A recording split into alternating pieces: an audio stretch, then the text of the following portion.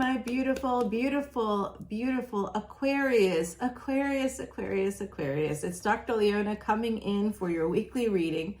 I hope that everybody's doing well and that you've been having a good week so far. Today is the 14th of September. I will be hopefully dropping this today. In fact, I know I will be, because I'm really staying on schedule today.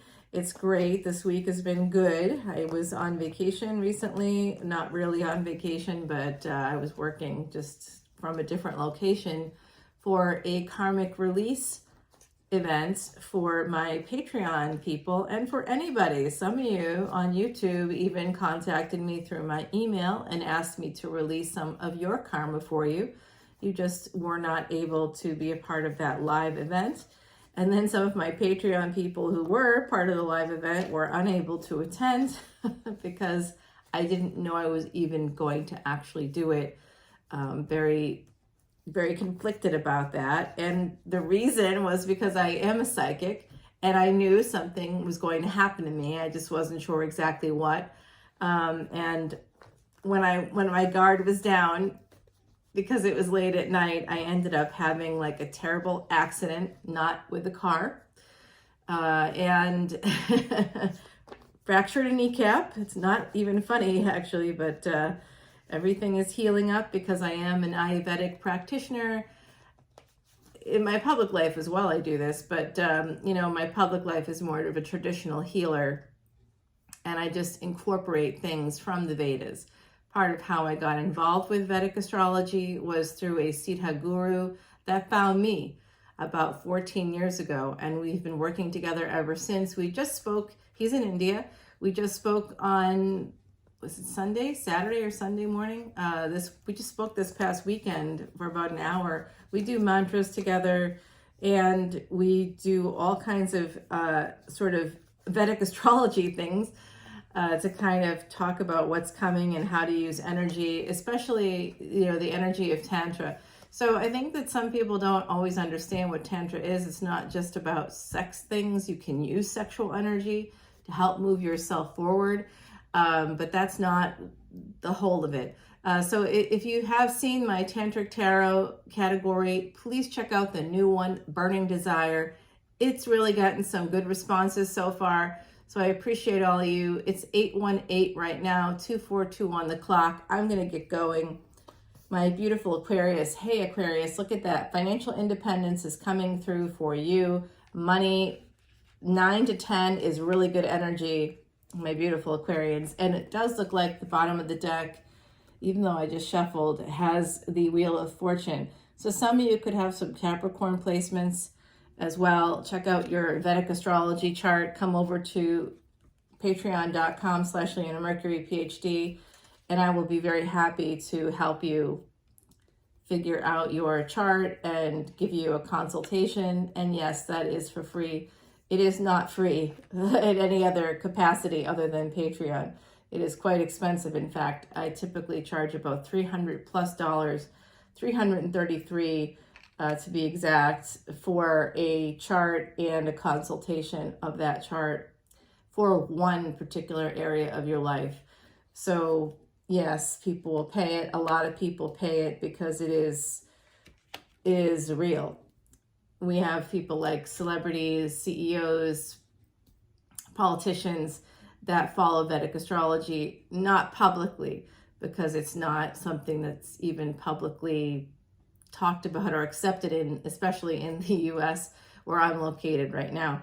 So yeah, I see some good things coming in here. Aquarius, whoo, good love. You've got progress happening. There's a little bit of backwards, there's always that 3 steps forward, 2 steps back, especially during retrograde season.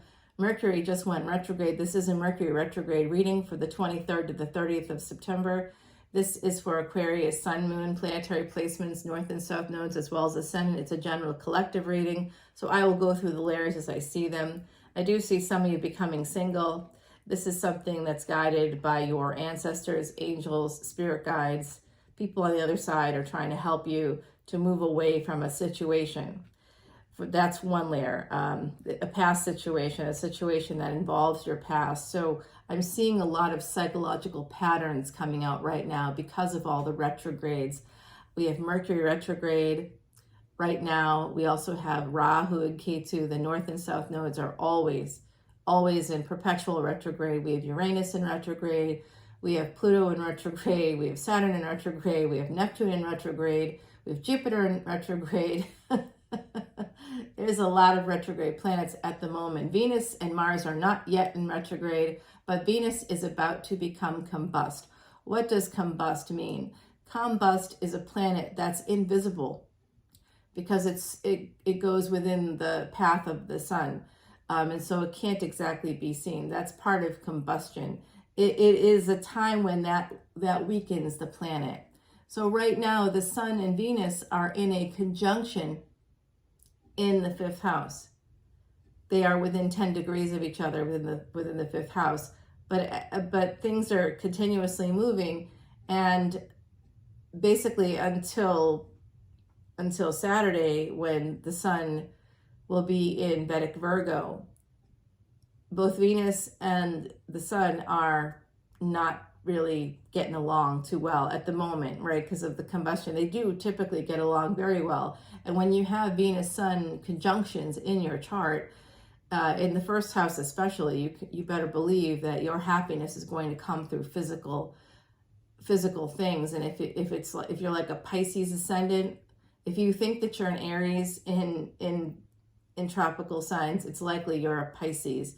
So if you have the sun in your first house, you're not only are you a Pisces, but you're a Pisces ascendant. Sun-Venus conjunction in the first house, especially in a sign like Pisces, involves pleasures of the bed. That's 12th house energy. Even though it's in your first house, you want to have a lot of sex, and you want to have it in the physical world, like sexting, all that stuff. You're going to make sure that it happens in the physical world. If you are Sagittarius ascendant right now, you're like, but I'm Aquarius. Well, yeah, you are.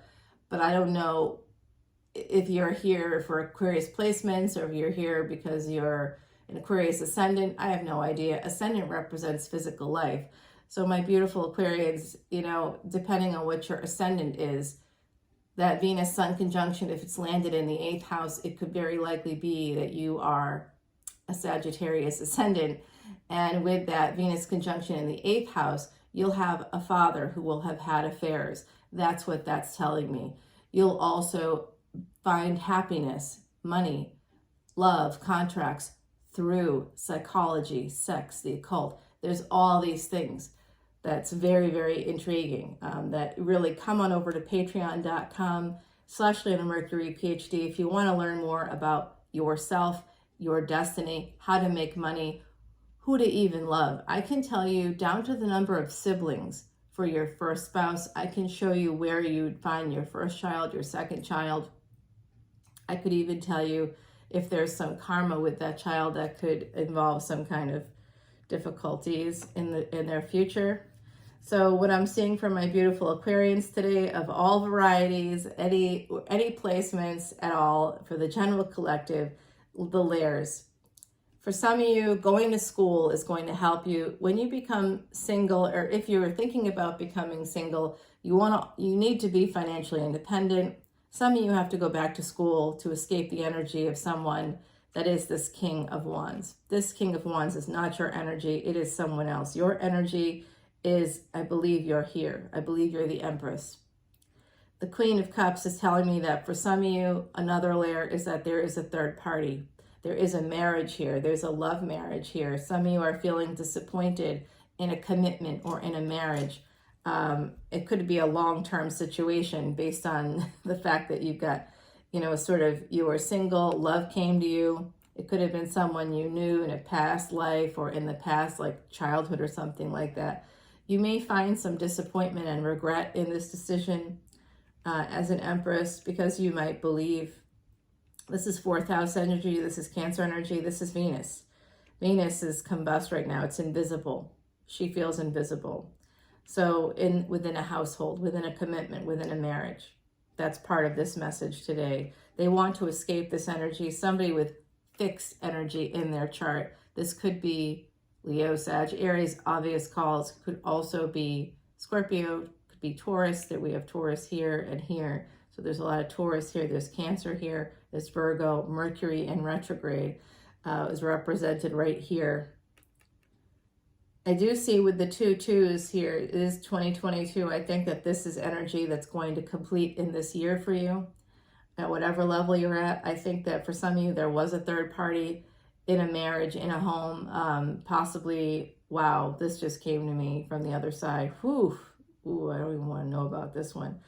But yeah, someone convinced somebody to come to their house while a partner, I don't know really. I don't want to say it out loud. They're saying to me, I don't want to say it out loud, but I'm just telling you that there's someone here that that had an affair. But don't worry, if you're in this lair situation, this may not be you. But I do see that there is the energy of an affair here. I also see that some of you have a lot of regrets when it comes to the past, just in general terms. This is another layer. You have a regret in terms of how you treated someone in the past who you now see as an empress. They are someone that's loving and giving. They have their own home. They're someone that you feel like you could commit to. You'd like to move towards them. This could be your energy in that space, in that layer. You want to travel to see them. You may want to even move. But you've got a lot going on here. You might be juggling quite a lot. I see someone too with this card. Let's just say right here, I'm seeing somebody, this is unusual, but this to me sort of reminds me of a DJ booth, someone that could be doing some kind of entertainment of some sort, a speaker, possibly at a pulpit. It could be a minister, preacher, rabbi, etc. Somebody that addresses crowds in some fashion. DJs address crowds through music, through lights, that kind of thing. It's entertainment. So I see someone in the collective that could have that energy coming through. I think that someone here ended up becoming a third party and was juggled and has a lot of sadness and regret surrounding that. Some of you may have even fallen in love with a third party. You may have been the third party. It's 828 right now. That's the number of soulmate energy. Very interesting. And it was 1, 2, 3 on the clock. So also very interesting. Yep. There. I said third party. There we go. 2 of Wands to 3 of Wands. And there's juggling in between. Just so we're clear, along with the King of Wands, which is player energy. So there is that energy here in the collective. Whatever that means for you, there you go. So this is tough energy, everybody. And I'm sorry if you're dealing with something like this. If it's not something that you want to have happen, I'm sorry if you're the one on the receiving end of this kind of behavior, if you think everything is fine and it's really not fine. I hear that. I can completely relate to that on a personal level. Yes, of course. Everybody, I think everybody can. Most of us have had experiences where we were abandoned in some way by a partner. It doesn't have to be just third party. It doesn't have to be another person. It could be work. It could be financially abandoned. It could be financially abused. There's things along these lines. So I do see here that someone's waiting. There's some delays in a new beginning, in a job offer. There's something coming through here for you. Aquarius energy is the 11th house. That is wish fulfillment. Don't forget that about yourselves, Aquarians. You represent wish fulfillment. Yes, you can fulfill your own wishes. You can fulfill the wishes of others. If you can put if you can put things like ego aside, you can move mountains because you quite literally are the 11th house. That's wish fulfillment. That's the space where we can free ourselves from the concerns of the material world, not because we've reached moksha. That's the 12th house. The 11th house is where you are able to make gains, make big gains. Your ambitions can manifest. You can create money, opportunities for money. It's important. And a lot of Aquarians don't realize it because a lot of Aquarians believe that you're following tropical or Western astrology. So take a look at your chart at least apply a 15,000 plus year old lens.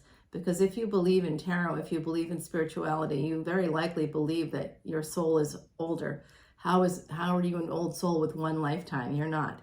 There's obviously more than one lifetime for people that believe that they're old souls. If you think you have a twin flame and you just were both born this year or this lifetime and that's it, and somehow that magically happens, think about the physics of that. It doesn't make a lot of sense. We're more like perennial flowers in that way. And according to the physical world, that's what it would sort of have to be like. We see it represented in nature. So it's very likely the case for us too, as we are part of nature, but we sometimes forget that. So someone's making a choice here. You're going to be asked to make a decision. You're going to be getting clarity about a permanent choice that you have to make here. It could involve a divorce for some of you. It could involve some kind of job offer, getting some money. There's pain here. You know what? I also see someone holding back money. There could be some financial abuse. You may intuitively know part of the pain. This has to do with a marriage for some of you. If you're married, this is for you. I think that some of you have a partner that's been financially abusive. You realize that you're going to have to fight to get everything that you need from a person who has been, remember this King of Cups, everybody's like, oh, it's love. Yeah, sure. But this guy is completely in his head. He's sitting, if you look at the Chrysan deck, for example, which is pretty popular among readers because of the beautiful artwork, it's usually a person sitting like, kind of in a yoga pose in a way, and sort of sitting there in their own minds. They're a yogi. They are in their own thing. They're not involved in you. You're there for their convenience. Because they're so into themselves. They're not reactionary. They're not even proactive. This is somebody that's controlling. They're controlling themselves, and they want to control you. And I see that coming through here. Somebody you're going to have to fight with. You intuitively know you're going to have to fight about money, particularly maybe like some kind of large sum of money that's supposed to come to you, either through a divorce settlement or perhaps even through an inheritance. Someone's supposed to share the money with you and they're not. Yeah, they're holding back on money. It's going to create a lot of pain in this relationship. It's going to end the relationship for some of you. I also see that there's someone here, possibly a Virgo, because I saw that early on, and I see more Mercury energy here, who is holding on to you. If you are single or not, I don't know. But there's a Virgo here that came through also, I believe, in Capricorn, or another one of the readings this week. I forget which one. It could have been Capricorn. Somebody that just really wanted to have victory with you. They want to choose you. And there's a Tower moment coming up here. They want to have victory with you. They're holding on to you. They're going to be sending messages. They want to have victory. A choice is going to be made, and it's going to create a Tower moment. Let's take this to the extended and find out what that Tower moment is.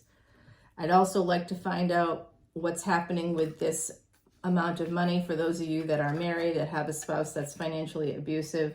Let's find out when this is coming in. I can maybe even get a general range of dates for you. We'll try to see what's happening there.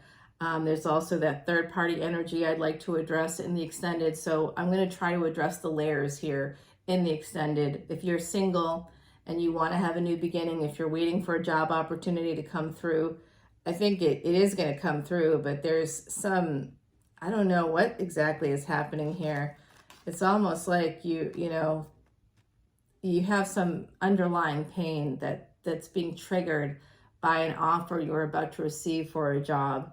You just know, by the way, that something's going to come through for you. You're definitely going to have this Tower moment. It could be a job for some of you. It could be a person. It could be moving, getting an offer so that you get to move, being able to live your dream in your dream city. Something like that can happen here. The Tower is good energy. This has taken us through October. So October 8th is when this starts to probably happen, when Pluto goes direct. But then Mars, which is also the ruling planet of Scorpio, goes goes retrograde at the end of that month on October, between the 30th and 31st. So yes, we will be able to converse with the other side. And I am doing an event. Now I'm doing it on the 30th. I haven't made the announcement, and I'm glad I didn't officially make the announcement, but yes, that's coming. All right, everybody, I will talk to you very soon on the flip side. Until then, Om Namah Shivaya. Please take care. Bye now.